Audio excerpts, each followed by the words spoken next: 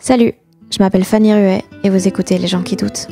Le doute, ça évoque quand même quelque chose de brinque-ballant. Et j'ai l'impression que pour moi, c'est le socle de tout. Des décisions que je prends, des décisions que je mets beaucoup de temps à prendre, du coup. Faut que je me méfie aussi parce que comme je suis quelqu'un de très paresseux, faut pas que je mélange le doute et la paresse parce que des fois, j'invente des excuses de doute pour cacher la flemme, en fait, tu vois. Genre, attends, on va pas le faire tout de suite. Non, mais allez, lève-toi et bouge-toi maintenant et fais le truc au lieu de faire croire parce que t'as des questionnements philosophiques sur le truc. Thomas VDB, c'est clairement le pote dont tout le monde rêve parce que non seulement il est très rigolo, mais en plus ses playlists sont vachement mieux que les vôtres. On le connaît aujourd'hui pour ses spectacles et ses chroniques France Inter, dont Par Jupiter, mais il est passé par 1000 autres projets avant, des vidéos avec Mathieu Madénian, 12 ans de radio, des films, des podcasts et pas mal de temps dans le journalisme musical. En attendant la reprise de son nouveau spectacle, Thomas VDB s'acclimate, qui a été mis en pause après seulement 12 représentations pour cause de petite pandémie mondiale, on s'est posés tous les deux pour discuter de pas mal de choses, de musique, de Queen, de Sparks, du petit côté snob de Thomas, genre ouais, je les écoutais avant qu'il soit connu et tout, de quand il a mis toutes ses angoisses de la mort et du néant de côté, de comment il est passé de journaliste musical à comédien, de sa peur de faire des choix parce qu'il y a tellement de réponses possibles à chaque question, du fait que tout le monde a une vision différente du bien commun et que c'est ce qui fait que chacun a une raison de penser ce qu'il pense, de son nouveau spectacle évidemment et de l'impact du Covid sur absolument tout ce que les artistes font. J'espère que ça vous plaira. Ah, t'es en train de lire le livre d'Alexis ? Je l'ai pas encore commencé. Non, je l'ai reçu, mais je l'ai pas commencé non plus. J'ai trop de potes qui écrivent des livres. Ah ouais ? C'est un peu relou, quoi. Non, mais... Et toi, t'en écris un aussi, là, non ? Ouais. Je suis en train de le terminer. T'enregistres ? Oui, ça, mais si Okay. tu me dis on cut, on cut. Non, vas-y. Je suis en train de le terminer, mais je l'ai commencé il y a 3 ans. Donc en fait, j'ai bossé à fond dessus il y a 3 ans. Puis ensuite, j'ai arrêté parce que je suis reparti sur ma tournée du précédent spectacle. Puis j'ai fait un peu des pauses comme ça avant de m'y remettre pour de bon. Et là, j'ai essayé de le terminer au premier confinement. Et là, du coup, je fais des dernières retouches. Mais donc, il devrait sortir cette année normalement. Et c'est sur la musique ? C'est sur la musique. C'est sur comment... En fait, c'est pas du tout parce que j'ai été journaliste dans la musique il y a longtemps, donc en fait souvent les gens me considèrent un peu comme un spécialiste de musique et tout. Et en fait, je veux pas du Subutex qui a réussi. Ouais, qui a réussi. Enfin non, mais même pas parce qu'en fait les gens étaient là, ah, t'étais journaliste de musique et tout. Mais en fait, moi dans ma tête, j'étais juste fan de musique qui cherchait le moyen de ne pas travailler et de continuer à écouter de la musique. Et de rester chez lui et tout. Et en fait, j'ai trouvé ce job de journaliste dans la musique qui était, donc voilà, fallait que j'aille interviewer les groupes, ce qui était pas le pire métier. Donc je voyageais et tout pour aller les interviewer. Mais je me suis jamais vraiment considéré comme un journaliste, quoi. Tu vois, pour moi, c'était un fan qui a réussi à gagner sa vie avec ça, quoi. Et du coup, le livre, il parle pas tant de musique que la façon que la musique a eu d'influencer ma vie.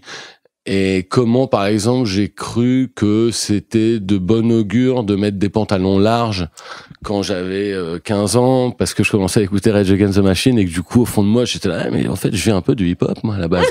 Et donc, du coup, et en fait, c'est comment la musique a influencé ma personnalité, comment elle a influencé ma façon de m'habiller aussi, par exemple. Et donc ça, c'est pas un livre de conseils musicaux, genre écoutez ci, écoutez ça. Je parle de groupes pas forcément connus, qui a pas besoin de connaître pour comprendre de quoi je parle. Parce qu'en fait, je parle tout simplement de moi qui essaie d'avoir une coupe de cheveux qui ressemble à celle de son chanteur préféré quand il a 17 ans. Alors que j'ai pas du tout la même texture de cheveux. Donc je les ai laissés pousser, mais c'était hyper moche. Et donc voilà, donc ça parle beaucoup de tout ça, quoi. Donc c'est un livre que je veux drôle, évidemment, quoi. Et aujourd'hui, c'est encore une grosse influence sur ta vie ? Plus du tout. Je pense que ma personnalité est assez figée, je sais pas, mais je pense en plus que quand j'avais 17 ans, en tout cas, c'est sûr. Mais la musique est vraiment omniprésente dans ma vie, comme si j'étais encore un ado, quoi. C'est-à-dire qu'en fait, je continue d'entretenir un rapport avec la musique qui est exactement le même rapport que j'avais quand j'étais... En fait, je continue à chercher, à essayer de retrouver la magie de la première fois quand t'es ado et que tu vois, t'as l'impression qu'un album ou un morceau change ta vie. En fait, le fan de musique qui est en moi n'est qu'à la recherche de musique qui peuvent potentiellement me donner l'impression qu'elle change ma vie, alors qu'en fait, c'est pas le cas. Mais quand je deviens accro à un disque, vraiment, je l'écoute, il fait partie de ma vie pendant des mois, des années, quoi. Et donc, je continue d'avoir un petit peu ce côté fan en fait, je cherche le fan qui est en moi, en fait, est toujours en quête de musique qui vraiment parce que quand j'écoute de la musique, je fais rien d'autre, quoi. Tu vois, c'est vraiment une activité à plein temps que je passe énormément de temps à écouter de la musique, en fait. Et t'arrives encore beaucoup à trouver des albums comme ça qui te font dire ça a changé ma vie? Ouais, même si en fait les raisons pour lesquelles je veux croire que ces disques changent ma vie ne sont pas que musicales, en fait, parce qu'en fait, je me rends compte que admettons qu'il y a un groupe qui devienne hyper connu en faisant un album. Alors je sais pas. Alors par exemple, j'adore Arcade Fire, par exemple. Donc j'ai adoré Arcade Fire depuis le premier album. Et puis très vite dans le sillon de la sortie d'Arcade Fire, il y a d'autres groupes beaucoup moins connus qui sont apparus et donc ils faisaient des albums tout aussi bien. Et donc du coup, je me rends compte des fois que je préfère écouter des albums de groupes qui font des trucs un peu à l'Arcade Fire mais beaucoup moins connus. Tu vois, quelque part, il y a le truc un peu élitiste, connard, de se dire ah ouais, bah si t'aimes bien Arcade Fire, bah écoute ça, tu vas adorer parce que c'est mieux. Et donc comme j'ai l'impression de connaître des trucs que les autres ne connaissent pas, c'est vraiment un truc snob et élitiste. Donc il y a un petit plaisir un peu mesquin à écouter des trucs que personne ne connaît, je pense. Et est-ce que du coup t'es un semi-vénère quand ils deviennent connus? Ça dépend des fois. Quand Queen, donc parce que je suis un fan de Queen. Ouais. Enfin, ça a été vraiment un socle pour moi, la musique de Queen, parce que c'est ce par quoi là, ça a commencé, la passion pour la musique. Quand Freddie Mercury est mort et que tout le monde s'est mis à écouter Queen à l'époque, enfin alors que du coup Queen avait déjà 20 ans de carrière derrière. J'étais là, mais bon, j'écoutais bien avant qu'il soit mort. Et donc du coup voilà, donc j'ai eu ce truc un peu comme ça. Mais et donc maintenant, par exemple, je suis fan total d'un groupe canadien qui s'appelle The New Pornographers, qui est très peu connu. Je pense que s'il devenait très connu, c'est possible que, alors qu'en fait, je fais tout pour qu'il soit connu. J'en parle sur les réseaux. Je dis putain, écoutez ce groupe, il est génial et tout. Heureusement que t'as pas d'influence. Oui, exactement. ouais, c'est vrai. Mais donc du coup, je suis toujours content quand quelqu'un me dit ouais, j'ai écouté, je trouve ça génial. Mais s'il devenait hyper connu, probablement qu'effectivement, je commencerais à les snobber. Et t'essayes de lutter contre ce comportement un peu con ou juste t'acceptes, c'est le petit... Oh, non, mais en fait, c'est pas j'ai plus beaucoup d'occasions de réagir comme ça quand même depuis longtemps. Ça fait longtemps qu'il y a pas en fait, j'écoute, c'est peut-être la raison pour laquelle j'écoute beaucoup de groupes très peu connus, parce qu'en fait, je me rends compte, il y a aucune chance qu'ils deviennent connus. Ouais, un truc un peu comme ça. Ouais, donc en gros, si Thomas VDB aime votre groupe, c'est que vous percerez jamais. C'est un peu, ouais, possible. Et Queen, tu les mets où sur l'échelle de Sparks? Alors c'est fou parce qu'en fait Queen et Sparks, en fait, donc j'ai été fan de Queen depuis que j'étais enfant quasiment, et en fait j'ai découvert très tardivement dans ma vie, donc en 2005, les Sparks que je connaissais un petit peu pour un ou deux morceaux avant, mais je sortais d'une rupture amoureuse et donc j'étais déprimé, je venais de m'engueuler avec mon ex et j'avais des places pour aller au concert de Sparks. Je savais que c'était censé me plaire et je suis allé juste après cette engueulade avec une meuf au concert à l'Élysée Montmartre de Sparks, et ça vraiment, mais c'est s'il y a un concert dans ma vie qui a changé ma vie, c'est celui-là. Je me suis dit, j'étais en train de regarder ce concert, je me suis dit, mais comment je n'étais pas au courant que ça existait avant, que c'était aussi génialissime. Et donc, je suis rentré chez moi le soir, dans la nuit, j'ai téléchargé tous les albums, et pendant 3 ans, je n'ai quasiment écouté exclusivement que ça, sachant qu'il y avait 20 albums derrière, donc en fait, il y avait plein de trucs à écouter. Et en fait, je me suis rendu compte que dans un style musical qui était pas si éloigné de celui de Queen, Sparks faisait un truc qui transcendait un peu ça, en fait. C'est-à-dire qu'il y a le côté moins... pour plein de gens, les fans de Sparks comparent Queen en disant « Ouais, c'est un gros gâteau, pièce montée. » Les Sparks, c'est de la cuisine hyper fine. Et c'est vrai qu'il y a un côté... En fait, là, quand j'ai découvert les Sparks, je me suis dit, en fait, je crois que c'est la musique que je rêvais d'entendre depuis toujours sans le savoir. Et en fait, il y a des gens qui l'ont fait, en fait. Donc je les mets, mais en fait, ces deux groupes ont toujours été comparés, toujours depuis, parce qu'en fait, ils ont existé en même temps, en fait. Et donc, Queen a un petit peu volé le succès de Sparks, dans le sens où Bohemian Rhapsody a supplanté complètement le succès que les Sparks pouvaient éventuellement obtenir en Angleterre dans les années 70. Et en fait, donc Sparks n'a jamais eu le succès commercial que Queen a eu. Et je pense que encore une fois, ce côté, ah, vous savez pas, mais en fait, c'est mieux que Queen, en fait, tu vois, prendre le dessus chez moi, quoi.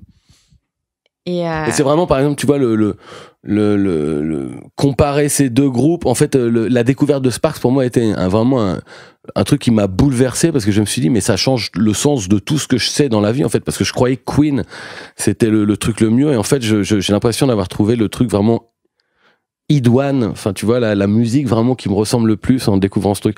Donc, en fait, c'est fou de découvrir le groupe qui change ta vie quand t'as 25 ans, en fait. Mais qu'est-ce qui t'a touché pendant ce concert? Qu'est-ce qui a fait que tu t'es dit, ce sera plus pareil? En fait, tous mes potes me disent beaucoup qu'en fait, les musiques que j'écoute font penser au Fraggle Rock. Enfin, j'ai un pote qui me dit, mais toi, en fait, tu aimes la musique Fraggle Rock. T'aimes bien quand il y a des chœurs qui font... Donc, j'aime les musiques joyeuses, pop joyeuses, pas forcément comiques, parce que les Sparks, les textes sont comiques, les textes sont génialissimes. Mais ce qui m'a plu, c'est le côté... tout simplement la musique, en fait. C'est-à-dire que le côté show, le côté spectaculaire, les Sparks sont des mecs qui ont quand même 70 ans aujourd'hui, et de voir deux mecs de 70 ans faire de la musique qui séduit un mec qui a 25 ans et qui les voit pour la première fois de sa vie, enfin j'avais l'impression de voir de découvrir des génies, tu vois, que j'ignorais jusque-là, quoi. Et donc en fait tous les morceaux me séduisaient, quoi.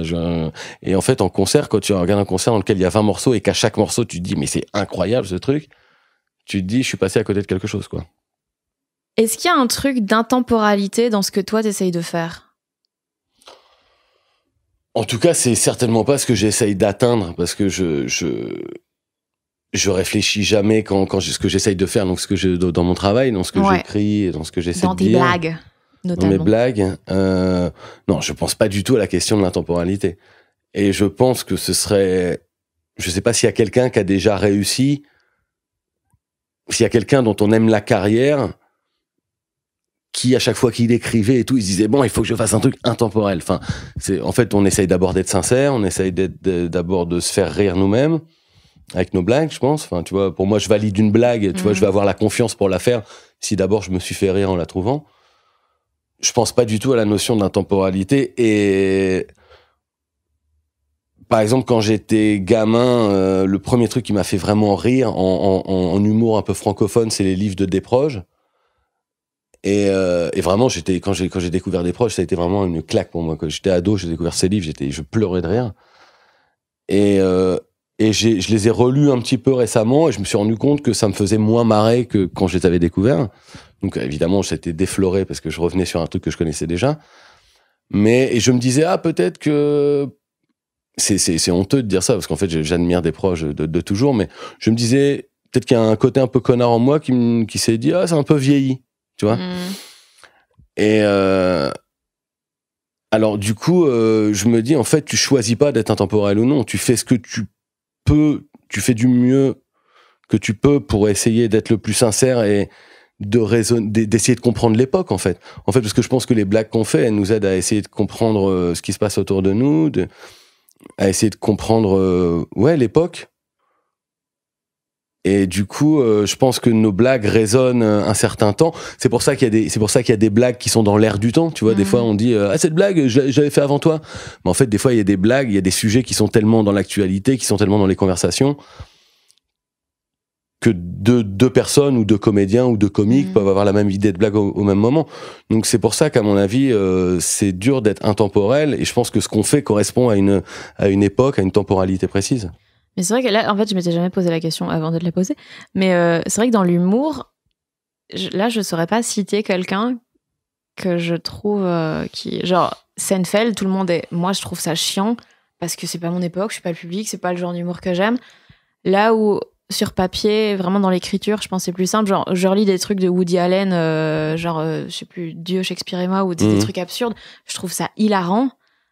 Mais c'est parce que c'est de l'écrit. Mais sur scène, je saurais pas dire un artiste. Mais ça, quand tu dis Seinfeld, tu parles de la série ou de lui sur scène? Les deux. Ouais. Les deux, je trouve ça...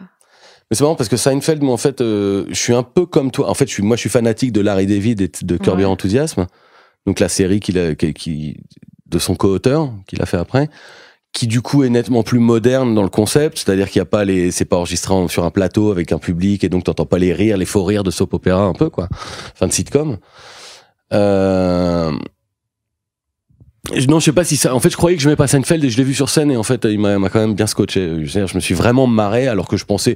Je vais pas dire que j'y allais reculons, mais je me disais, je vais voir du Seinfeld. Et en fait, toutes les blagues m'ont fait marrer, quoi. Mais tu l'as vu quand, genre? Je l'ai vu en 2012. J'ai une copine qui m'avait emmené le voir en Angleterre. Et j'avais vraiment trouvé ça génial, quoi. Et pourtant, c'était genre au Zénith, enfin, tu vois, dans un aréna énorme avec des milliers de gens, ce qui est pas du tout l'endroit approprié pour voir un spectacle de stand-up, je trouve. Ouais. Mais, ouais, mais, enfin, je sais pas, par exemple, tu vois, on parle de ça, mais Louis de Funès, moi j'ai adoré Louis de Funès quand j'étais enfant, là je le montre à mon fils, et ça marche pareil sur moi, en fait. Donc je me rends compte que... Et il voulait certainement pas être intemporel. Enfin, je sais pas si tu penses pas à laisser une empreinte quand tu fais des blagues, quoi. Tu laisses t'essayer d'être le plus sincère possible. Voilà, je sais pas si... Mais t'as pas cette angoisse d'essayer d'exister, de trouver une façon d'exister? Enfin, tu vois, bon, ça a ramené un principe de peur de la mort et tu vois, d'essayer de marquer quelque chose. T'as pas ça? Alors, non, j'avoue qu'en fait, j'ai rangé vraiment tous ces trucs-là dans une boîte dans ma tête, parce que disons qu'il y a longtemps, il y a très longtemps, j'ai eu un peu il y a une 15-20 d'années, j'ai eu quelques petites crises d'angoisse qui étaient liées à cette peur de la mort, qui étaient liées à la peur du néant, qui étaient liées au sens au côté extrêmement vain de tout ce qu'on fait. En fait, je me disais, mais à quoi ça sert de faire les choses, puisque de toute façon, on va mourir. Et donc, à un moment, j'ai mis toutes ces questions-là, je les ai mises dans une boîte, et puis en fait, je me dis, parce qu'en fait... Comment t'as fait ça? Parce que sinon, tu ne vis tout simplement pas. Tu peux... Rien, là, la conversation qu'on est en train d'avoir, elle n'a aucun intérêt. En fait, on pourrait couper le micro, puisqu'on va dire, de toute façon, on va mourir. Donc, même les gens qui vont l'écouter vont mourir aussi. Donc, on s'en rappellera pas. Donc, en fait, c'est un peu vaniteux que de vouloir penser à la postérité de tes blagues, en fait. Tu vois, donc je ne pense vraiment absolument pas du tout à ça quand j'écris. Et puis je fais là pour le moment, je fais des spectacles et puis je fais des sketchs qui sont sur Internet. Et donc en réalité, même les blagues que je fais, enfin tu vois, sur Internet, il va encore, si tu prends dans les 40 prochaines années, il y a encore des millions de mecs qui vont faire des blagues sur Internet. Mes blagues à moi vont être perdues dans les limbes des blagues d'Internet. Donc non, j'arrive pas à essayer de me dire putain, ce serait cool si cette chronique elle atteint au moins 1 million de vues en 2040, quoi. Ce serait cool. Enfin, tu vois, non, je pense pas à ça. Et d'une façon générale, je crains malheureusement, si je regarde la vérité en face, je sais que je suis pas quelqu'un d'assez appliqué sur tout ce que je fais. C'est-à-dire, t'aimes bien ne pas travailler. Ben encore une fois, je te dis, le premier métier que j'ai choisi, je l'ai choisi pour ne pas travailler. Là, je me suis rendu compte que comédien, c'est quelque chose que j'arrivais à faire. Donc je me suis dit, j'arrive à le faire, je vais le faire. Parce qu'en fait, sinon, pour tous les autres métiers, il faut savoir conduire, j'ai pas le permis. Il faut savoir servir de ses mains, je ne sais rien faire de mes mains. Donc, enfin, tu vois, donc j'ai fait la fac d'anglais il y a 20 ans pour faire plaisir à mes parents, mais je me disais, mais qu'est-ce que je vais foutre même si j'ai un doc d'anglais, je vais être quoi? Je vais être traducteur ou prof d'anglais. Donc en fait, je voyais pas quoi faire. Donc je me suis dit, voilà, je vais être journaliste de musique, et puis ensuite je me suis dit, je vais être comédien. Mais en fait, non, c'est pas que j'aime bien ne pas travailler, j'adore ne rien faire. Je sais que t'as parlé de ça avec Navo il y a pas longtemps, on partage énormément ça avec Navo. C'est-à-dire qu'en fait, j'ai vécu des réunions de travail avec Navo, où on s'est retrouvé, d'ailleurs toi aussi, avec Émeric Lompré, à l'occasion de l'écriture d'un gala, enfin pas d'un gala, mais d'une soirée noire qu'on faisait à l'Européen. Et en fait, on se retrouve tous les quatre autour d'une table. Et en fait, moi, mon travail, d'abord, les premiers trucs que je fais pendant une réunion consistent à ne pas parler de travail, ou à repousser le moment où on va parler de travail. Au moment où il y en a un qui tape dans les mains en disant, bon, on s'y met? Et là, je fais, oh non, la réunion commence. Ça, j'ai une phobie vraiment des réunions de travail, en fait. Alors qu'en réalité, en fait, j'aime pas être en face des problèmes et devoir me prendre la tête pour essayer de réfléchir à des problèmes dont j'arrive pas à m'extirper, quoi. Donc, j'ai l'impression que, parce qu'en fait, devant chaque question, je suis là, mais il y a tellement de réponses possibles. C'est marrant parce qu'on est dans un podcast qui s'appelle Les gens qui doutent. Moi, je suis quand même un gros douteur de tout. Et donc, du coup, et je me retrouve des fois à me dire, pourquoi ça plutôt qu'un autre? J'ai le même problème avec les livres. En fait, je te dis, j'ai plein de potes qui écrivent des livres et qui me les envoient. J'ai ce problème-là, parce qu'en fait, je commence à lire le livre d'un pote, et j'ai le livre d'un autre pote à côté, et je me dis, putain, mais pourquoi je lis celui-là, alors que je pourrais très bien lire celui-là? Et puis, il y a ce livre là-haut, là, qui est un classique, dont on me parle depuis des années, que j'ai jamais lu, je pourrais très bien le lire aussi. Et en fait, ce temps que je perds à essayer de me poser des questions, de me dire qu'ils ne servent à rien, c'est du temps que je ne passe pas à lire, en tout cas. Et donc, et c'est un peu le même truc dans le travail. Dans le travail, je sais pas toujours de quoi je veux parler, tu vois, j'ai ce problème-là en allant à la radio. chaque semaine, quand on va à la radio, on se dit, ah, tiens, demain, par exemple, des fois, t'es le dimanche soir, tu dois faire une chronique le lundi, tu te dis, je sais pas de quoi je vais parler, par contre, je sais que demain, quand il sera 17h10, il faudra que je sois marrant à la radio. Par contre, là, j'ai aucune idée de truc drôle qui me vient, quoi. Donc, des fois, c'est pour ça que je te disais que ça m'arrive de ne pas être appliqué, parce que je sais aussi que, on me propose des fois des trucs auxquels je ne sais pas dire non, et je me retrouve en face d'un truc que je dois faire, et je me dis, ouais, de la merde, je le bâcle. Et donc voilà. Et pourquoi tu dis pas non? Parce que j'ai l'impression qu'on va plus me rappeler après, je pense, tu vois. T'as peur de ça? En fait, j'y pense pas, mais je pense que c'est un peu figé en moi, un peu. Il y a un truc un peu de... Et puis j'ai peur qu'on se dise, ouais, VDB, il fait son snob, il veut pas... Enfin, tu vois, il se la raconte, il veut pas venir dans mon truc... Il y a un truc un peu comme ça. J'ai peur aussi quand même de laisser une mauvaise image aux gens, quand même. En fait, j'aimerais croire que je suis pas comme ça, et moi, j'ai rien à foutre de ce que se penchent les gens, je fais ce que j'ai envie de faire et tout. En fait, s'il y a des mecs qui sont là, putain, VDB, c'est à moi. Alors non, enfin, je veux dire, oui, il y a forcément toujours des remarques qui peuvent te blesser. Enfin, en fait, en réalité, je sais pas si c'est intéressant de penser à ça, mais des fois, je me dis, mais que peuvent bien dire les gens, de moi, tu vois, quand je suis pas là. Enfin, tu vois, même comment mes potes parlent de moi quand je suis pas là. C'est un truc que je me dis des fois. Et tu penses qu'ils pensent quoi? Non, je pense pas qu'ils disent des saloperies, mais c'est marrant d'être un sujet de conversation. Mais même en bien, tu penses qu'ils disent quoi de toi? En fait, comment? Non, j'aimerais bien savoir, par exemple, comment ils parlent de mes problèmes entre eux. Ah putain, Tom, t'as vu, machin et tout. Parce que moi, en fait, quand je suis avec un pote et qu'on parle d'un autre pote, on parle de, ah, t'as vu, putain, Nico, c'est galère pour lui avec sa meuf et tout en ce moment, et on en parle avec bienveillance et tout ça. Mais en fait, du coup, c'est un peu fantasmagorique, ça n'a aucun intérêt de se poser ces questions-là, mais des fois, je me dis, tiens, comment je suis le sujet de conversation de mes potes, des fois? Est-ce que des fois, ils parlent d'un sketch qu'ils ont vu de moi à la radio? Parce que moi, mes potes ne me parlent absolument pas de mon boulot. Mmh. Jamais mes super potes, tu vois, mes super potes, jamais. Alors peut-être qu'ils regardent mes chroniques ou des trucs comme ça de temps en temps, mais jamais ils m'en parlent. Pourquoi? Parce qu'ils s'en foutent ou? Parce que, en fait, moi, je leur parle pas de leur boulot, enfin, tu vois. Et donc, en fait, moi, c'est mon boulot. Et en fait, je sais que mes potes, je pense que si c'est mes potes, c'est que je les fais marrer et eux, ils me font marrer. Ils ont pas besoin d'aller voir le travail que je fais en plus pour essayer de faire marrer des gens. Enfin, tu vois, si c'est mes potes, c'est qu'ils savent que le moment qu'on va passer ensemble, je vais tout faire pour les faire marrer et eux me faire marrer. Mais du coup, je me dis, tiens, peut-être que des fois, je me pose la question de me dire, ouais, comment ils parlent de moi? Comment ils parlent de moi quand je suis pas là? Comment je suis le sujet de leur conversation? Mais ça n'a aucun intérêt. Hein. Et donc, du coup, ça, par extension, des fois, tu te dis comment des gens qui te voient à la radio parlent de toi, quel mal ils disent de toi, enfin, tu vois, comment ils disent du mal de toi. Mais j'aime bien, forcément, enfin, je sais pas si toi, tu vas lire les commentaires sur tes chroniques, sur Internet et tout, mais est-ce que t'as évidemment remarqué que des fois, quand t'as un mec qui poste une chronique ou un sketch, t'as 200 commentaires de gens qui disent du bien. Ouais. Et le mec ne répond à personne, et puis il y a un seul mec qui dit du mal, et là le mec qui répond, il dit ouais, bah attends, quoi, et après, donc tu vois que tout le monde est piqué au vif dès qu'il y a un commentaire négatif. Oui, ou alors c'est juste que t'essayes de montrer que tu t'en fous en lui répondant une blague, quoi. Ouais, c'est voilà. Genre, regardez, j'ai le contrôle quand même. Alors que si tu lui réponds, en fait, oui. Je pense que clairement t'as été piqué, quoi. Mais t'as des angoisses vis-à-vis de ça, de ce que les gens pensent de toi, que ce soit tes potes ou le public, entre guillemets?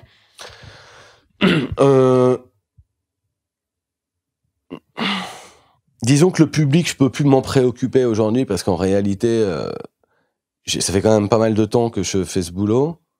Et en fait, j'ai fait des trucs dont je suis très fier. Et j'ai fait des trucs où je me dis, ah, si ça pouvait disparaître de la mémoire des gens, bah, des trucs.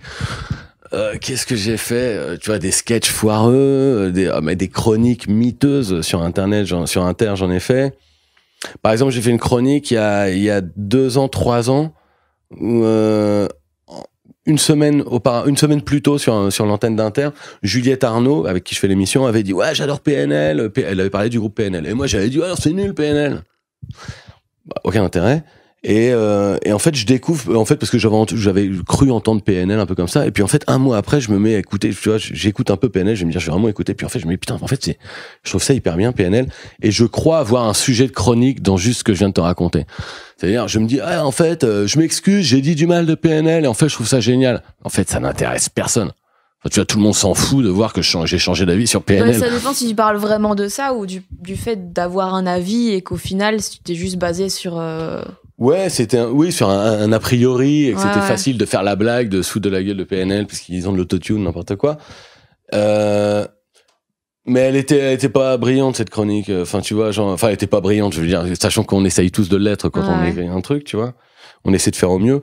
Voilà, j'étais un peu passé à côté. Mais même des trucs, tu vois, des gens qui m'ont vu sur scène faire des trucs que j'avais complètement foirés, quoi. Tu vois, des présentations, genre une fête de la musique il y a des années, on me dit, en fait, il faut que je présente au château de Vincennes la fête de la musique.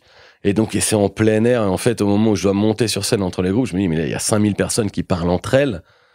Genre, et je monte sur scène pour leur parler, et genre, t'as la moitié des gens qui en avaient rien à foutre. Mais là, et c'est pas toi, c'est les circonstances. Ouais, c'est les circonstances. Mais du coup, tu crées très facilement une opportunité pour 5000 personnes de te détester. Parce que t'es le relou au micro qui vient parler entre les concerts. Ouais. Et donc, du coup, des trucs où je me dis, mais j'aurais jamais dû faire ça. Et parce que je l'ai fait, je me dis forcément, il y a des milliers de gens qui se disent, ah, peut-être, VDB, je l'ai vu faire un truc bien et tout. Par contre, je l'ai vu faire des trucs, franchement, bien nulos, quoi. Donc, je sais que forcément, j'ai pas eu assez d'application dans tout ce que j'ai fait pour être un mec qui a fait que des trucs super, quoi. Tu vois, je pense qu'il y a forcément plein de gens qui ont eu des trucs de merde que j'ai fait, et donc j'accepte aussi ça. Je me dis, je vais un peu cas un cas dans mon chemin. Alors j'essaie de faire au mieux, donc j'essaie de dire non le plus en plus souvent pour éviter l'écueil de me mettre dans une situation où je vais me taper un bide. Mais j'y arrive encore pas systématiquement. Mais genre avec le style souvent assez absurde et tout, surtout au début, il y a des gens qui devaient pas te comprendre et se demander ce qui se passait, non? Genre les trucs quand tu faisais le teubé avec Mathieu Madénian. Oui, en fait, je pense que beaucoup de gens ont dû se dire, beaucoup de gens peut-être qui aimaient ce que je faisais avant, et que d'un seul coup, quand j'ai basculé dans le duo avec Madénian, c'était presque du cartoon qu'on faisait avec Madénian sur l'actualité, quoi. C'était un espèce de duo qui n'existe pas dans la vie, parce qu'on se disait, mais c'est qui ces deux mecs? Pourquoi ils sont toujours ensemble? Et surtout, pourquoi prenais-je une voix pareille? Parce qu'en fait, selon les vidéos qu'on a fait avec Mathieu, il y a plein de textes qu'on a fait et de phases de jeu que je trouve vraiment écroulantes, des trucs qu'on s'est vraiment marré à faire ce truc-là. Mais il y a plein de vidéos que je n'arrive plus à regarder aujourd'hui parce que je me dis, mais non, je prenais encore cette voix épouvantable, parce qu'en fait, des fois, j'avais l'impression que c'était hyper drôle. Je parlais mais carrément comme ça. Il y a des fois, je parlais comme ça, quoi. Et donc, je me disais, mais... Et il y a plein de gens qui adoraient. Je me disais, putain, c'est vraiment des goûts bizarres, ces gens, parce qu'en fait... parce que je me dis, en fait... c'était trop loin de moi, quoi. Et donc il y a plein de potes, moi, qui m'ont dit, ouais, c'est bien. Il y a plein de potes qui adoraient ce que je faisais avec Madénian, puis il y en avait d'autres qui me disaient, ouais, c'est bizarre le perso que tu fais. Et donc évidemment, moi je regarde ça 4 ans après, je dis, mais évidemment que c'était bizarre, évidemment que c'était bizarre. Mais aujourd'hui, dans ce que tu fais, tu considères toujours ça comme un perso ou tu y vas en mode hey? Il y a quand même, j'ai l'impression d'avoir trouvé, en fait. En réalité, je pense que mon personnage, ça fait un peu prétentieux de dire mon personnage, mais je pense que j'ai trouvé une sorte de personnage qui est tout simplement celui qui est d'avoir confiance dans ce que je dis, d'avoir confiance en ma sincérité. C'est-à-dire, même si je parle d'un sujet pour dire, je vais vous parler d'un sujet auquel je ne comprends rien, ça veut pas dire que c'est le contraire de dire aux gens, je vais vous parler d'un sujet, je vais vous l'expliquer, d'accord? C'est différent de se montrer sous un jour un peu, je vais pas dire teubé, mais naïf, de dire j'ai essayé de m'en parler de ce sujet parce que je n'y comprends rien du tout. Et je pense que c'est plus, j'allais dire sympathique, mais je pense que au moins plus honnête pour les gens de dire voilà, ok, je vous parle de ça, alors j'ai peut-être rien compris, mais je vais vous dire ce que j'ai compris. J'ai pas compris grand-chose, mais je vais vous dire ce que j'ai compris. Et donc quelque part, il y a donc je pense que je suis en confiance maintenant avec le fait de dire je comprends rien, mais je vais juste vous dire ce que j'ai compris. Et du coup, j'arrive à avoir confiance en moi, même si c'est pour pas dire grand-chose, en fait. Et donc, du coup, c'est tellement le résumé de l'humour. Ouais, c'est ce qu'il faut. Mais en fait, voilà, c'est vraiment un truc de confiance, en fait. L'humour, on est d'accord que c'est... En fait, parce qu'il y a plein de gens qui te disent ah putain, t'es hyper marrant et tout, putain, tu vas réussir à faire quelque chose de bien. Et donc, tu te dis ah putain, je suis marrant. Et puis en fait, les premières fois que tu montes sur scène, les gens se marrent pas et tout. Tu dis ah non, en fait, je suis pas marrant. Mais en fait, c'est vraiment un truc. Tu deviens, plus t'as la confiance et plus tu maîtrises ta matière et tu maîtrises ton personnage, tu maîtrises ta façon de vouloir dire les choses. Et donc certainement que je suis plus en confiance aujourd'hui avec mon personnage, si on peut parler de personnage en tout cas. En tout cas, j'ai plus confiance en ce que j'ai à dire. Et d'où elle vient la confiance? Juste du temps? Probablement du fait qu'à un moment il y a suffisamment de gens qui te disent ah, putain t'es vraiment marrant et donc tu te dis ok bon je suis officiellement marrant. Okay. T'as un petit badge et tout. Ouais ben en fait ouais mais t'es obligé d'y croire parce qu'en fait il y a plein de gens en fait quand tu regardes sur internet qui disent ah mais t'es pas marrant mais bon en même temps parce qu'en fait là tu vois quand je mets mes chroniques sur France Inter et tout évidemment que je m'adresse au public de gens qui sont abonnés au site de France Inter donc il y a plein d'auditeurs de France Inter qui me connaissent, qui m'apprécient et donc qui mettent des commentaires sympathiques. Mais si je faisais le même texte sur RMC et qu'il était posté sur le site de RMC, mais il y a plein de gens qui me détesteraient, je pense. Et donc en fait, je pense que c'est les auditeurs de France Inter qui me donnent la confiance. Tu vois, je me dis ah putain c'est cool, je suis marrant pour eux. Mais j'ai fait des sketchs, tu vois, de mon spectacle, par exemple de mon précédent spectacle, qui ont été postés sur le site de comédie, des sketchs dont j'étais très fier. Et je regardais tous les commentaires, je me disais ah, putain il y a quand même beaucoup de gens qui ne m'aiment pas, beaucoup de gens qui ne m'aiment pas. Je ne regarderai plus jamais les commentaires sous cette vidéo, de peur d'avoir le moral miné. Et t'arrives à pas regarder? Ouais, il y a des vidéos dont j'ai pris le parti de ne plus jamais regarder les commentaires sur Internet. Ouais. Comment tu t'es retrouvé à être comédien?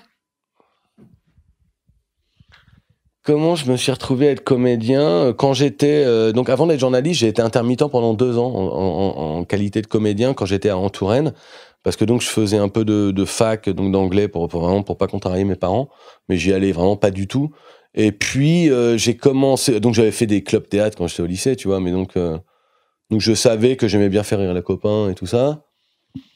Et ensuite, quand j'étais à Tours, donc pour mes études, je me suis dit je vais m'inscrire au conservatoire. Et donc j'ai été pris au conservatoire, qui était une classe de théâtre, mais là où la prof de théâtre m'a dit, elle m'a vu, elle m'a dit il faut enlever toutes ces mimiques. Hein. Enfin tu vois, elle était là genre. Elle me dit c'est beaucoup trop boulevard. Bon, ça tu vois, je faisais des effets de voix pas possible et tout. Je pensais que c'était drôle, tu vois. Et donc elle m'a dit il faut faire du contre-emploi. Vous allez travailler Britannicus. Et j'étais là, mais j'ai absolument aucune envie de travailler Britannicus.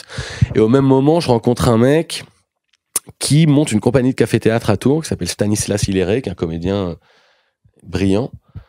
Et donc je découvre cette compagnie de café-théâtre et on s'éclate tous les deux et avec une petite compagnie, une petite troupe dans un café-théâtre qui s'appelle le Brinzing à Tours et on monte un spectacle en 1 an en se faisant 2 répétitions par semaine et tout et je me rends compte qu'en fait je m'amuse beaucoup plus avec le café-théâtre, avec l'absurdité. On faisait une parodie des chiffres et des lettres. C'est une sorte de coup de boule, c'est ça? Alors ça c'est arrivé après en fait, Freddy Coup de Boule en fait donc faire du café-théâtre et un peu de conservatoire que j'ai très vite quitté m'a permis de rencontrer tout un tas de comédiens à Tours. Et puis la Ligue d'improvisation de Touraine, qui était semi-pro, donc qui donnait des cachets aux gens qui faisaient certains des matchs. Et donc je suis rentré dans l'équipe semi-pro à ce moment-là. Et j'ai commencé à faire des cachets, donc à gagner de l'argent en faisant de l'impro, quoi. Donc j'étais là, c'est quand même hallucinant. Et ensuite j'ai été pris sur une tournée de théâtre. Alors là on a joué le Père Goriot, donc c'était un peu plus classique, mais du coup j'étais payé pour faire une tournée entière et j'ai eu mon statut d'intermittent. Et je me suis barré à Paris à ce moment-là parce que je faisais de la radio, j'avais un fanzine de fan club parce que j'ai créé le fan club d'un groupe de métal qui s'appelait Korn. Oui, Korn, oui. Quand j'avais 15 ans. Ça comme si c'était un petit groupe. Oui, non, mais voilà, non, mais donc, oui, parce que je suis tombé fanatique de ce groupe quand j'avais 15 ans, et donc j'ai créé le fan club, et j'ai fait durer ce truc-là pendant 2-3 ans. Et ensuite, donc j'avais en parallèle un peu ma passion pour la comédie, et pour le théâtre, et puis à côté, en parallèle, ma passion pour la musique, et puis du coup, je me retrouve à être embauché dans un magazine à Paris. Et au même moment, un pote à Tours me dit « Ouais, j'ai envie de créer un spectacle. » Et là, on a lancé un spectacle de rue qui s'appelait Freddy Coup de Boule et qu'on a joué pendant des années, de 2000 jusqu'à 2016, en fait. Donc, on l'a joué 600 fois en 16 ans. Et en fait, on l'a tellement joué, même jusqu'à 2005, année où j'ai arrêté d'être journaliste, qu'en arrêtant, je me suis dit « Je fais assez de cachets pour être comédien à part entière, rien qu'avec ce spectacle. » Donc, j'ai arrêté la presse. Et puis, de là, j'ai écrit mon premier spectacle, qui racontait mon histoire de fan de musique, en fait, qui devenait journaliste de musique. Et aujourd'hui, dans le nouveau spectacle, qui reprendra au 2021, vite, au plus vite à Paris, il y a la notion de un peu plus de messages par rapport à Bon Chien Chien, d'essayer d'un peu utiliser le spectacle pour dire des choses qui tiennent à cœur. Pourquoi t'as décidé de quitter ce côté un peu ouais, on va juste passer un bon moment et maintenant ok, je vais utiliser ce bon moment pour vous faire Alors, l'idée du spectacle, du nouveau spectacle, c'est quand même toujours que les gens passent un bon moment. Et du coup, et pareil, l'idée du message dont tu parles, c'est vraiment un truc qui j'y vais vraiment avec des pincettes, je marche sur des œufs avec cette idée de message parce que l'idée de spectacle engagé me fait peur et j'ai l'impression que fait peur à tout le monde. Mais t'as peur parce que t'as peur de la réaction des gens ou t'as peur, toi, dans ta démarche, de dire des choses et puis de plus être d'accord? Non, je pense que j'ai peur que ça fasse peur aux gens. Le côté spectacle, genre il va parler de politique et tout, je parle pas du tout de politique, mais en fait je parle ça climate, ça parle même pas de réchauffement climatique, enfin si ça en parle un peu quand même, évidemment ça parle de changement climatique, mais ça parle surtout de ma sensibilité à moi et de comment je vis ces choses-là. Moi je suis pas météorologie, je fais pas de projection sur les 50 ans, je lis juste des trucs scientifiques qui me racontent, qui confirment la façon que j'ai de ressentir ce réchauffement moi-même, c'est-à-dire qu'en fait les canicules me rendent chaque été, moi, me font paniquer, et en fait mais vraiment paniquer, et donc parce que je suis complètement phobique de la chaleur, et donc je suis ce spectacle consiste à dire qu'est-ce qu'on fait pour que ça s'arrête, ces saunas là qui durent pendant un mois tous les étés. Est-ce qu'on continue de faire comme si c'était normal, et est-ce qu'on continue de faire de dire cette phrase débile que moi, ça me choque quand j'entends les gens dire mais l'homme, il s'est toujours adapté, il va continuer de s'adapter. Mais je pense qu'à un moment, on va arriver aux limites de l'adaptation. Tu vois, je pense que c'est un truc que je dis dans le spectacle. Je pense que je suis sûr qu'il y a un dinosaure qui a dit ça à un autre dinosaure il y a 14 millions d'années en voyant arriver la météorite. Il disait putain, elle est grosse. Et l'autre, tu as dit mais t'inquiète, on va s'adapter. Et je pense qu'à un moment, on va plus pouvoir s'adapter. Et donc déjà, moi, je commence à arriver à ma limite, quoi. Donc je suis là, qu'est-ce qu'on fait? Et donc c'est une question que je pose un peu aux mecs qui disent, enfin tu vois, aux mecs qui continuent de développer la voiture, la nanotechnologie, tu vois la transition écologique qui pour moi est un terme un peu une imposture, parce qu'en fait tu vois, je peux pas imaginer que tout le monde veuille changer de téléphone tous les 3 ans et puis qu'on pense qu'on va continuer à faire comme tout va bien se passer. On va changer de téléphone, il va faire 60 degrés. Enfin, tu vois, je comprends pas réellement. J'ai peur de savoir comment ça va se passer dans 20 ans, en fait. Et donc, en fait, c'est un spectacle, en fait, où je me mets en face de mes peurs, tout simplement. Enfin, ouais, de ma phobie un peu de l'avenir et de comment tout ça va évoluer, quoi. Tu l'as coécrit avec Navo, il a relu, il a un peu repêché. En fait, je l'ai écrit avec ma compagne. Ma compagne Audrey Vernon m'a pas mal inspiré dans l'écriture de ce spectacle, parce qu'elle a écrit elle-même un spectacle qui s'appelle $Billion Baby. Qui est sorti en livre ? Qui est sorti en livre, absolument. Aux éditions libres. Et et en fait, comme c'est ma compagne, évidemment, elle a ses discours, ses lectures et tout ont beaucoup d'influence sur moi. Et donc, je suis beaucoup moins renseigné qu'elle sur toutes ces questions-là, mais j'ai une façon à moi, avec ma sensibilité, de recevoir ces informations. Et donc, ce spectacle, c'est ma façon à moi de gérer ces problèmes-là. Et elle a fait son spectacle avec sa façon à elle de gérer ces problèmes-là. Et évidemment, et donc, je suis arrivé à la fin de l'été avec ce truc qu'on a écrit un peu à 4 mains avec Audrey, et j'ai tout présenté à Navo, et Navo m'a aidé à mettre un sérieux coup de polish, tu vois, sur pas mal de trucs, en me disant ça enlève, ça on peut le développer et tout. Mais oui, Navo m'a énormément aidé à la fin, ouais. Mais du coup, ça devait être chaotique vos sessions de travail. Avec Navo, non, parce que je sais que lui et moi, parce que je suis venu de chez moi jusqu'à Paris pour bosser chez lui. Et quand je m'installais autour de sa petite table avec lui, je savais que si je commençais pas à parler de travail, c'est pas lui qui allait le faire. Donc j'étais à un moment, faut qu'on s'y mette quand même, quoi. Donc, mais non, c'était assez studieux.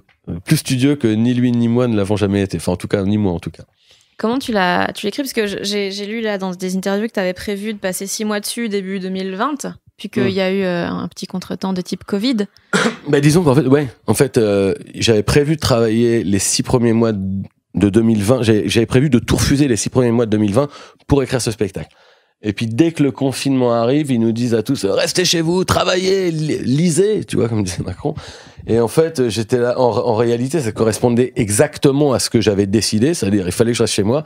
Mais il y a une partie en moi qui s'est dit ah non mais dis donc tu me donnes pas d'ordre toi. Et donc j'étais là, je veux pas rester chez moi pour travailler parce qu'on m'a dit qu'il fallait que je reste chez moi. Et donc du coup j'ai différé l'écriture du spectacle. Je l'ai pas différé, mais j'ai eu du mal à m'y remettre parce qu'en fait je terminais mon livre aussi en parallèle. Et du coup, je m'y suis remis vraiment sur l'été. Tout l'été, j'étais vraiment été à fond dessus. Et donc, j'ai vu Navo à la fin de l'été, en fait. Mais du coup, t'as fait quoi pendant le confinement? Donc, t'as terminé ton livre. T'as des enfants aussi, ça va prendre pas mal de temps. Et donc, t'as fait quoi pour niquer Macron? Pendant le confinement? Ouais. Ben, j'ai été très, très oisif pendant le premier confinement. Enfin, il a duré 2 mois. Les 15 derniers jours, je me suis vraiment mis au livre, en fait, mais le premier mois et demi, j'étais dans mon jardin à tourner en rond, à regarder le ciel, et j'étais surtout, même les 15 premiers jours en particulier, j'étais dans un film de science-fiction dans ma tête, moi. Enfin, je pense que il y avait un changement de paradigme général. C'est la première fois que tout le monde était obligé de rester chez soi. Et on avait tellement jamais vécu une telle situation que moi, j'avais des impressions de science-fiction, mais presque physique, tu vois. J'étais là, on est dans un film fantastique. Tu vois, je sentais qu'on était dans un truc qui n'était jamais arrivé, complètement fou. Enfin, c'est comme ça que j'ai ressenti. Donc, j'ai eu beaucoup de mal à me mettre à travailler parce que j'étais dans l'aquabonisme. J'étais là, mais qu'est-ce qui nous dit qu'on va pas mourir d'une mutation du truc dans 6 mois? Donc, c'était encore plus comme, j'étais encore plus à me dire, mais ça sert à rien de travailler, de toute façon. Donc, c'est comme ça que j'ai niqué Macron. J'ai fait des gyoza chez moi. Et comment t'es sorti de cet état d'aquabonisme? Ben, je sais pas si j'en suis réellement sorti, en fait, parce que tu vois, j'ai fait le spectacle. Là, en ce moment, je suis dans une phase où le spectacle est tellement repoussé que j'en suis à avoir l'inquiétude qu'il ait moins de sens ou qu'il devienne un peu obsolète dans 3 mois, 4 mois, 5 mois quand je vais le rejouer, tu vois. C'est-à-dire qu'en fait, j'ai l'impression que le sens de toutes les choses et de tous les projets est tellement bousculé par la situation générale que c'est marrant, tout à l'heure on parlait d'intemporalité des blagues et tout.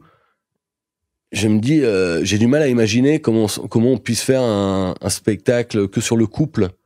Tu vois, là par exemple, en disant les petites galères de couple, tu vois, sans que ce spectacle n'ait été influencé par l'année qu'on vient de vivre, tu vois. Ou alors tu racontes le couple en confinement, je sais pas, mais enfin tu vois, c'est tellement le confinement, la maladie, la peur de enfin tu vois, la peur, même les changements qu'on a dans nos rapports physiques, sociaux et tout ça.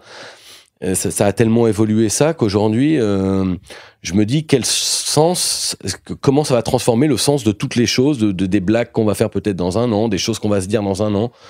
Et tu vois, quand je regarde un film, là, je regardais un film de Claude Sautet hier, tu vois, sur Netflix, Vincent François, Paul et les autres, où maintenant, ça me fait beaucoup ça. Je me dis, je regarde des films où les gens s'embrassent et tout, machin, et je me dis, mais pour mon fils qui a 4 ans et demi là,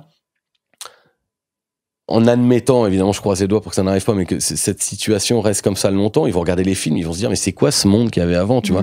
Et donc, en fait, c'est ça, quand je dis que le sens des choses change, c'est là que je me dis, j'ai peur que le sens de mon spectacle dans 6 mois, c'est-à-dire qu'aujourd'hui, j'ai l'impression que les préoccupations climatiques préoccupent beaucoup moins de gens. Ouais. Là, aujourd'hui, là, tu vois, on parle de vaccins, on parle d'accessibilité au vaccin, on parle de tout ça. Et donc, c'est pas mon inquiétude de me dire, c'est pas pour mon spectacle que j'ai peur, c'est plus pour le climat que j'ai peur, tu vois. Mais donc, du coup, je me dis, combien est-ce que le sens de mon spectacle va être affecté par la situation dans 6 mois, quoi. Et du coup, t'envisages de faire quoi? C'est bizarre parce qu'en fait, j'ai essayé avec ce spectacle de donner un instantané le plus précis possible de ce qu'il y a en moi quand je l'ai écrit. Et quand je me dis qu'est-ce que je peux faire après ça, je suis vraiment dans un grand doute de nouveau. Je me dis mais tu vois, je me vois pas refaire j'allais dire une comédie hyper légère, complètement anodine et tout. Enfin, tu vois, une comédie du monde d'avant, quoi, tu vois.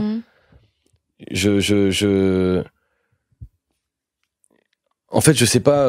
En fait, les mecs, les choses qui me font le plus marrer aujourd'hui, que ce soit à la radio, à la télé, en stand-up, en cinéma et tout, c'est quand les choses se confrontent le plus possible au monde actuel. Pour moi, en tout cas, tu vois, c'est quand ça parle de sujets vraiment qui sont dans les conversations, qui sont dans dans l'actualité. Alors, ça veut pas dire parler d'hommes politiques et tout, mais quand ça parle de sujets qui bougent, de choses mouvantes, de choses sur lesquelles on n'est pas d'accord et tout ça. Donc,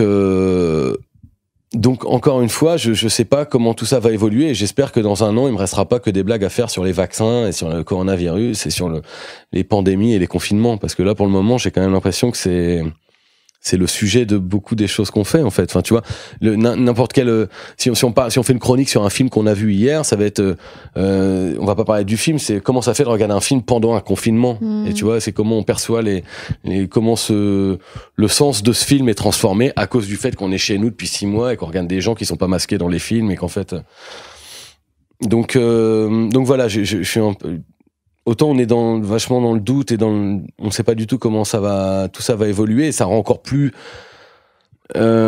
compliqué de savoir les choses qui vont m'inspirer dans 6 mois, dans 1 an, quoi. J'en suis vraiment là en ce moment. Je réfléchis à faire une émission de musique cet été sur France Inter pour couper complètement, tu vois, avec l'obligation d'être de devoir parler là je parlais d'un truc qui me passionne, tu vois, la musique, donc je vais pouvoir faire des blagues assez facilement là-dessus, je pensais m'amuser avec ça, mais parce que ça va être un truc un peu de l'oxygène pour moi de parler d'un autre sujet, de moins me préoccuper de ça, parce que en réalité si je parle que des choses qui me font peur et tout, au bout d'un moment c'est sans fin et c'est voilà.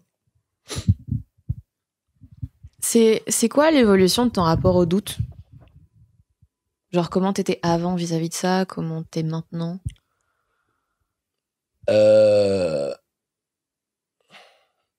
Je pense qu'en fait, c'est bizarre de dire ça, mais pour moi, le doute, c'est pas parce que le doute, ça évoque quand même quelque chose d'hésitant, de brinque-ballant, on sait pas.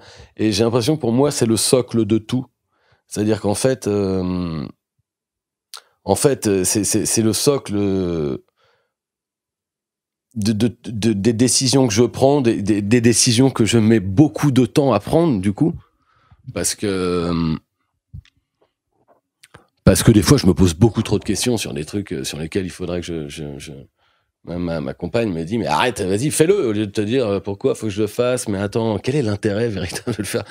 Et donc du coup faut que je me méfie aussi, parce que comme je suis quelqu'un de très paresseux, faut pas que je mette non plus que je mélange le doute et la paresse, parce que des fois j'invente des excuses de doute pour justifier pour cacher la flemme, en fait, tu vois, genre, attends, on va pas le faire tout de suite. Non mais allez, lève-toi et bouge-toi maintenant et fais le truc, au lieu de faire croire parce que t'as des questionnements philosophiques sur le truc. Mais non, le doute, je pense qu'il est salutaire quand même, parce que moi les gens trop sur deux à la fois me fascinent et me font peur, enfin peuvent me faire peur. Mais bon, par exemple, j'ai un de mes frères qui est quelqu'un d'hyper carré, tu vois, hyper déterminé, qui bosse et tout machin. Donc je l'admire énormément. En même temps, il y a énormément de sujets sur lesquels je suis pas d'accord avec lui, mais il fait beaucoup plus de choses que moi dans sa vie, tu vois, et donc du coup il doute beaucoup moins, et donc il se lève tôt le matin, il se couche tard le soir, et il fait plein de trucs tout le temps, chaque minute est remplie de choses à faire, et c'est enviable aussi comme ça, quelque part, les gens qui se posent pas de questions.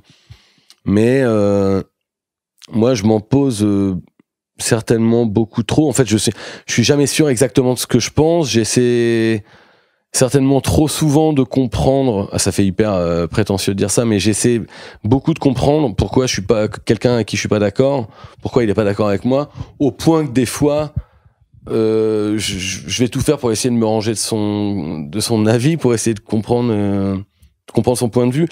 C'est comme si, je vais pas dire que tout le monde a raison de penser ce qu'il pense, mais je pars du principe que tout le monde a ses raisons de penser ce qu'il pense, en tout cas. Donc tu vois, que ce soit genre un anarchiste de gauche, ou un patron de multinationale, ou un mec de Daesh, je pense que tous ces gens-là font ce qu'ils font parce qu'ils croient qu'il faut qu'ils le fassent. Et donc alors mon point de vue à moi, c'est que je suis pas d'accord avec tous, mais je peux pas me cacher que s'ils le font, c'est par conviction. Et donc j'essaie de comprendre, en fait. J'essaie de comprendre pourquoi les gens font ce qu'ils font. Et j'essaie d'avancer là-dedans, mais du coup, je perds beaucoup de temps quand même à essayer de comprendre pourquoi les gens font ce qu'ils font ou pensent ce qu'ils pensent. Mais en même temps, ça nourrit beaucoup, je pense. C'est comme ça que j'essaie de nourrir mon écriture. C'est-à-dire que quand j'écris, moi, souvent quand je dis un truc ou je dis une blague, n'importe quoi, souvent elle est suivie de ce que j'imagine que les gens qui sont pas d'accord avec moi vont me répondre. Et donc du coup, moi, beaucoup de mes chroniques sont remplies de je dis un truc. Alors vous allez me dire. Alors vous allez me dire. Oui, d'accord. Je comprends pourquoi vous pensez ça, mais je vais vous répondre ça parce que je veux essayer de. Voilà, je veux. Je pense que je pense que le problème c'est que on est trop nombreux à vouloir avoir raison. Et je pense que les gens ils sont trop amoureux de ce sentiment qu'ils ont quand ils ont raison, quoi. Je pense que ça, il y a un vrai problème avec ça. En fait, on le voit. Alors les réseaux sociaux accentuent ce truc à mort. Mais l'incapacité qu'ont beaucoup de gens à reconnaître leur tort et tout, de dire ah ouais t'as raison, non c'était vraiment de la merde ce que j'ai dit. Enfin, je l'entends pas souvent. C'est un peu cliché comme discours de dire ça, mais je pense que j'aimerais que les gens aiment moins avoir raison. J'aimerais qu'ils soient moins gagnés par ce sentiment de satisfaction qui est le leur quand ils ont le dernier mot. Parce que je pense que ça faciliterait beaucoup la communication et que chacun, en fait, quand les gens sont pas d'accord, c'est qu'en fait, ils sont pas d'accord sur la solution qu'ils veulent apporter pour le bien commun, en fait. Parce que quand on n'est pas d'accord sur des questions de société, c'est qu'en fait, on a une vision de la société qu'on imagine idéale pour tout le monde. Et donc, quand il y a deux visions qui s'opposent comme ça, les gens, j'ai l'impression, oublient trop souvent qu'en fait, ils partagent une vision qui est celle d'un idéal pour tout le monde. Et donc, du coup, le but dans beaucoup de débats est d'avoir le dernier mot et de dire ah, bah, je t'ai bien niqué, mon gars, bah ouais, relis un peu, révise tes classiques. Enfin, tu vois, ou ces phrases comme ça. Et donc, voilà, je sais plus où j'en étais. Toi, t'es amoureux de quel sentiment ? Amoureux de quel sentiment ? Ouais, parce que t'as dit les gens qui sont amoureux du sentiment, de ce que tu ressens quand t'as raison. Toi, c'est quoi qui t'anime, qui te provoque un truc où tu dis putain, ça, je veux le ressentir tout le temps.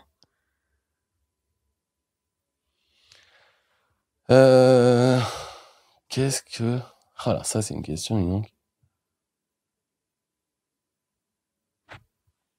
De quel sentiment ou de quelle sensation ? Parce qu'en fait, je me suis rendu compte que je suis quelqu'un, par exemple, de très casanier aujourd'hui. Donc, de toute façon, on n'a pas le choix aujourd'hui. On est tous très casaniers. Mais... Donc en fait, ayant des enfants maintenant, nécessairement, je suis très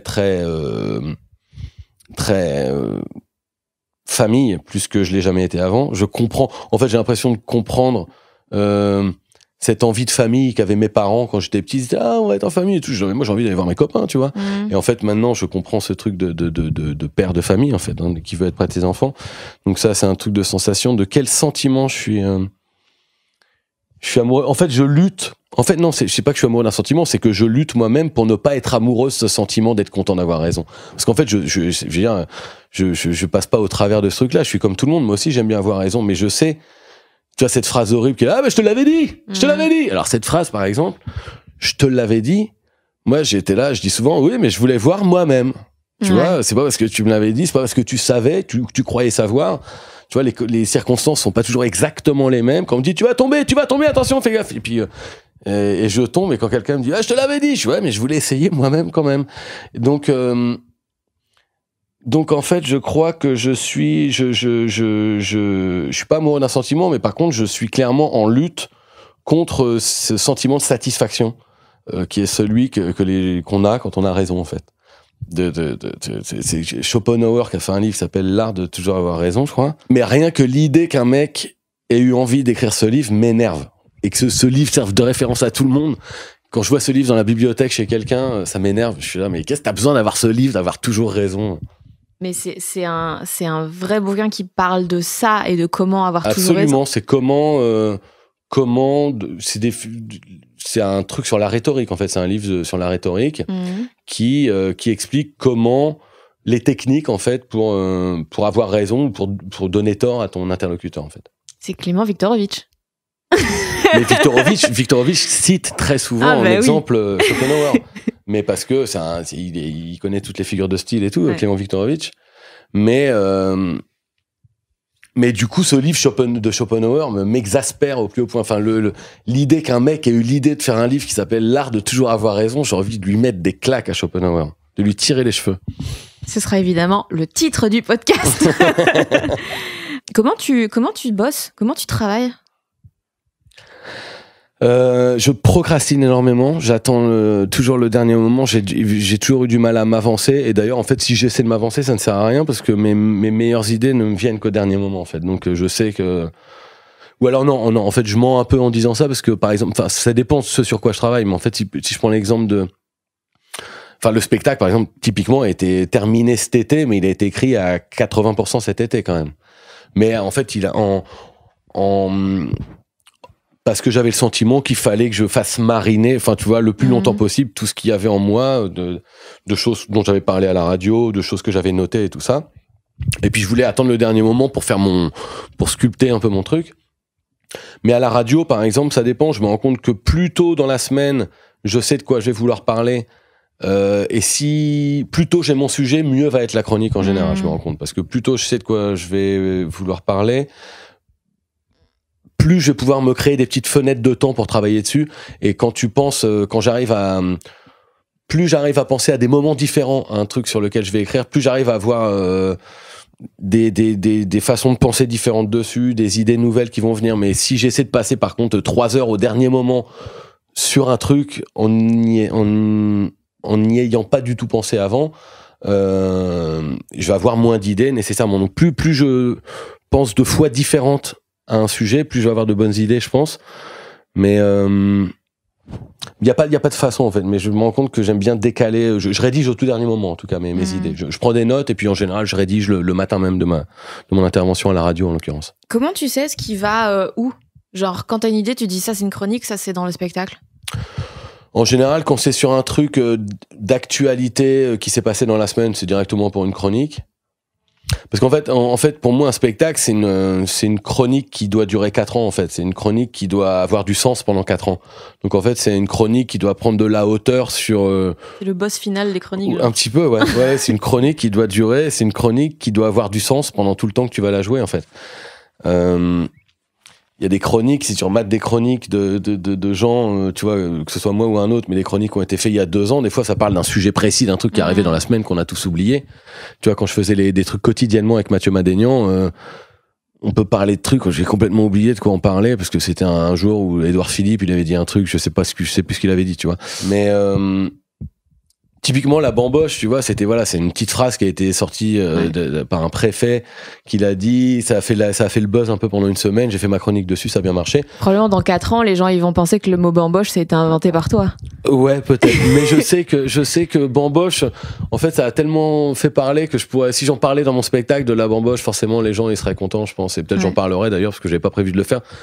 Mais non, mais des fois j'ai des bonnes idées pour la radio que je m'interdis pas de remettre dans le spectacle aussi, tu vois, des trucs. Donc voilà, je sais pas exactement quand j'ai une idée si ça va pour une chronique ou un spectacle. Chronique spectacle, c'est un peu les bonnes idées que j'ai, comme c'est moi qui parle. Comme c'est mon personnage qui parle à la radio ou sur scène, je pense que les idées que j'ai quand j'ai une bonne idée, elle peut aller dans les deux. Après, quand t'as une idée de dire, quand il t'arrive un truc dans la vie et puis que tu te dis, oh putain, ça aurait pu se passer comme ça, oh merde, si ça avait été ça, putain, ça.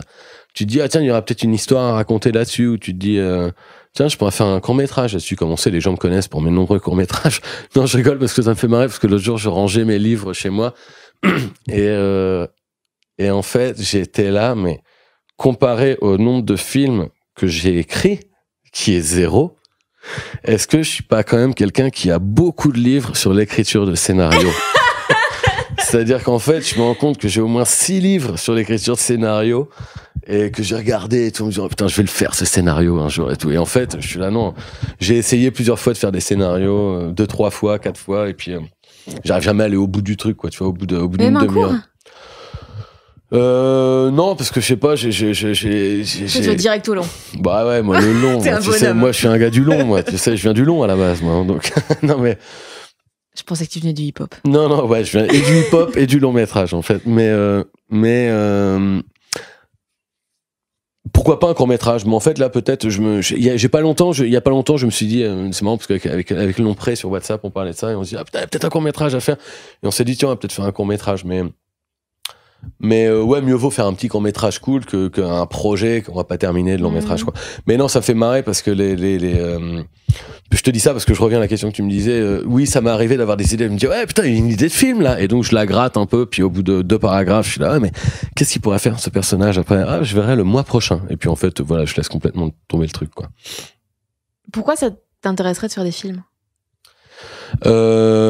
Uniquement aujourd'hui, j'ai pas fait beaucoup de films, hein. J'ai fait quelques apparitions, et puis j'ai fait quelques trucs dans lesquels je suis hyper fier d'être.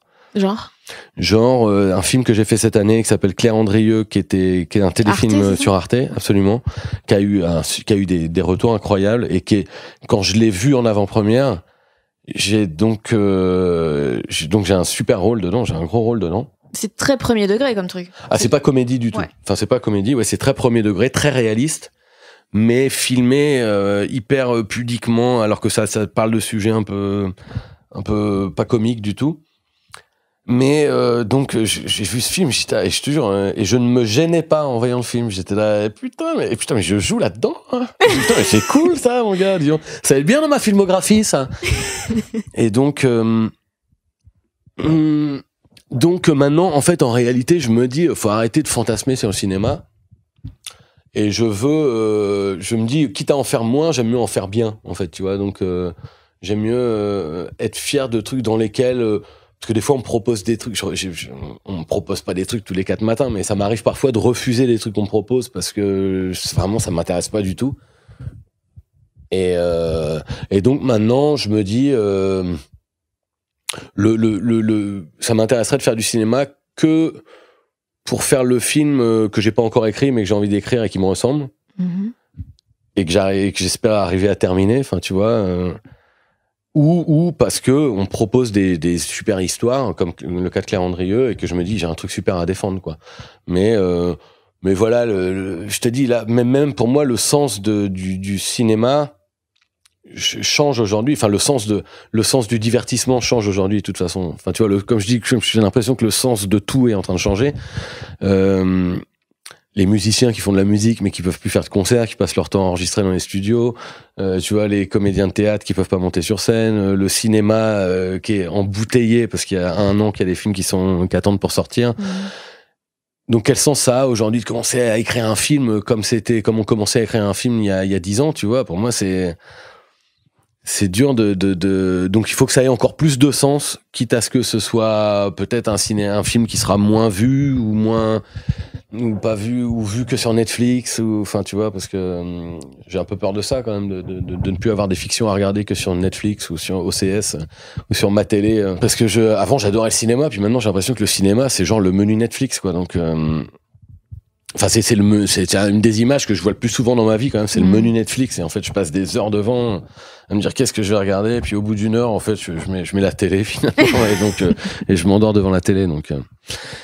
Donc voilà, le cinéma que j'aimerais faire, c'est pas un cinéma de quantité, en tout cas, mais plutôt de qualité. J'aime mieux faire, si je dois plus faire qu'un seul truc, j'aimerais que ce soit un truc dont je sois hyper fier, en tout cas. Et là, avec des rôles comme ça qui sont plus sérieux et tout, t'as réussi directement à aller vers ça, ou est-ce qu'au début tu t'es dit mais ça va être trop bizarre, les gens ont l'habitude de m'entendre faire des blagues et là ça va être chelou? Non, parce qu'en fait le réalisateur, en l'occurrence Olivier Jahan, là sur le film Claire Andrieux, il m'a mis très à l'aise avec le fait que il m'a fait enlever plein d'artifices un peu comiques que j'ai essayé d'amener un peu, j'ai essayé d'amener des touches un peu comique sur certaines scènes et tout, et il me disait non enlève, c'est pas la peine. Et en fait la poésie du film vient du fait qu'il y a rien, en fait c'est juste 2 personnes qui tombent amoureuses et qui ont du mal à s'approcher l'une l'autre, en fait. Donc le film raconte ça avec différents rebondissements, et donc du coup, et le film est beau comme ça. Et donc en voyant, quand j'ai vu le film, je me suis dit mais ouais, en fait apparemment je peux jouer quelque chose sans que ce soit drôle. Et puis en réalité, moi au cinéma aujourd'hui, c'est pas forcément la comédie qui m'intéresse le plus. Enfin, si, je m'intéresse beaucoup à la comédie. Le problème que j'ai, c'est qu'elle me fait pas suffisamment éclater de rire à mon goût, mais c'est parce que je pense que c'est parce qu'on écrit aussi. Donc, je m'intéresse vachement à ça, mais je suis frustré qu'elle me fasse pas autant éclater de rire que j'aimerais, en fait. Là où j'éclate de rire le plus souvent dans ma vie, c'est quand je suis avec mes amis. C'est pas quand je suis, c'est pas, si je vais voir des spectacles comiques, même de gens que je trouve brillants et tout, ça veut pas dire que je vais être à me taper les genoux de rire comme ça pendant 1 heure, mais je peux trouver ça brillant quand même sans éclater de rire. Donc du coup, la comédie, c'est pas, la comédie, c'est ce dans quoi je me sens le plus à l'aise quand même. Mais aujourd'hui, c'est pas ce que j'aime le plus regarder forcément, en tout cas. Qu'est-ce qui te fait rire? Qu'est-ce qui me fait rire? La mauvaise foi, la mauvaise foi, enfin, en fait, elle me fait rire, mais elle me fait peur aussi, parce que la mauvaise foi, finalement, elle va presque prendre du pouvoir politique. Et en fait, si un jour des gens qui, à la base, ont une mauvaise foi, qui, à la base, me faisaient rire, passent au pouvoir, ou des choses comme ça, on va moins rire quand même, je pense. Mais, ouais, mais en fait, tout à l'heure, je parlais des gens qui savent pas reconnaître leurs torts et tout ça, mais je pense que des gens butés, des gens qui doutent pas.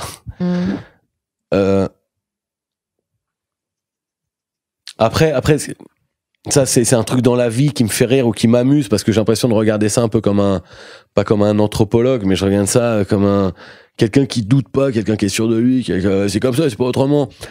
C'est des gens que je regarde un peu comme un sociologue, un peu. Enfin, tu vois, en me disant, waouh, comment il fait? Et je l'observe en me disant, mais c'est des gens qui m'inspirent pour mes blagues, en fait, parce que je trouve ça drôle quelque part, des gens qui sont hyper sûrs d'eux et tout. Sinon, qu'est-ce qui me fait rire? Après, tu parles en artiste ou que ce soit les artistes ou que ce soit des choses comme la mauvaise foi.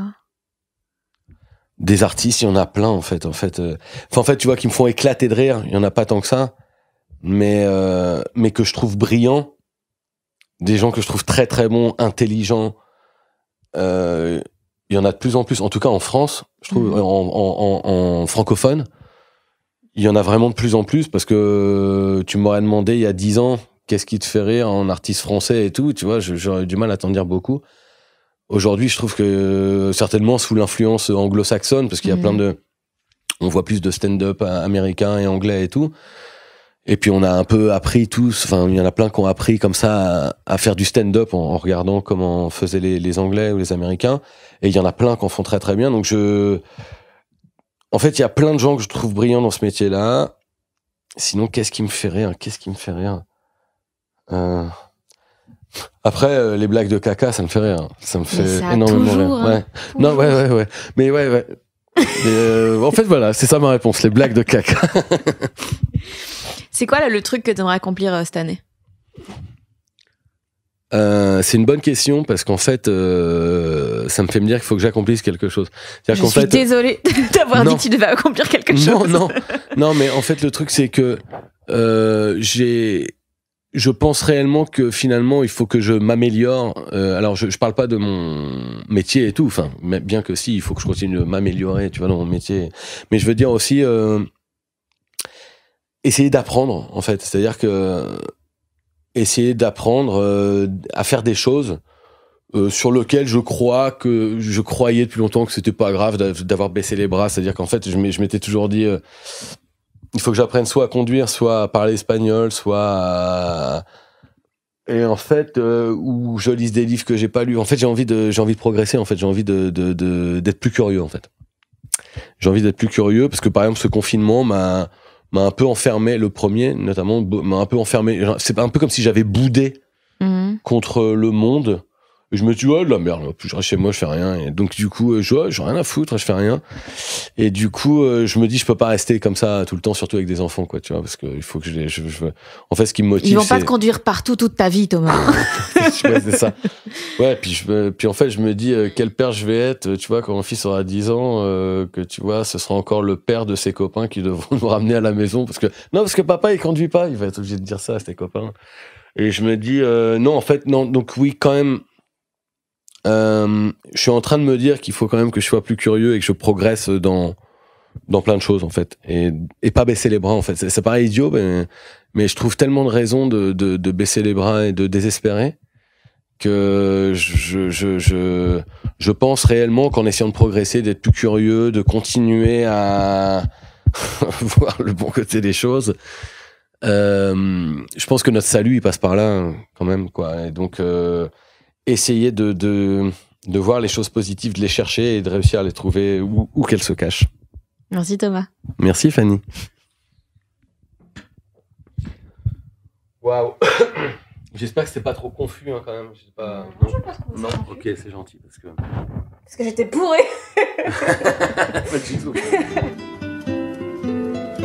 Voilà, j'espère que l'épisode vous a plu. Dans la description, je note tous les liens où retrouver Thomas VDB ainsi que le site de réservation pour son nouveau spectacle Thomas VDB s'acclimate qui sera notamment joué à l'Européen à Paris. N'hésitez pas à vous abonner à ce podcast via votre application préférée, Spotify, Deezer, Apple Podcast, YouTube, c'est dispo partout. Et il y a plus de 30 épisodes en ligne avec Aymeric Lomprey, Marina Rollman, Navo, Adrien Méniel, Eva Bester, Lou Doyon et plein d'autres. Et si vraiment ça vous plaît, eh bien vous pouvez soutenir Les gens qui doutent via Patreon. C'est une plateforme qui permet de faire un don mensuel de la somme de votre choix. Et cet argent, moi, je l'utilise pour payer les frais relatifs à la production de l'émission et aussi, évidemment, pour acheter de la drogue en très grande quantité. Ce qui aide vachement aussi, c'est quand vous partagez les épisodes sur les réseaux sociaux et que vous lâchez des étoiles, des commentaires et tout sur iTunes, sur YouTube. C'est hyper utile pour le référencement. Prochain épisode dans 2 semaines, comme toujours. D'ici là, on se croise sur Facebook, Twitter, Instagram. Il suffit de taper Fanny Ruet pour me trouver. Bisous!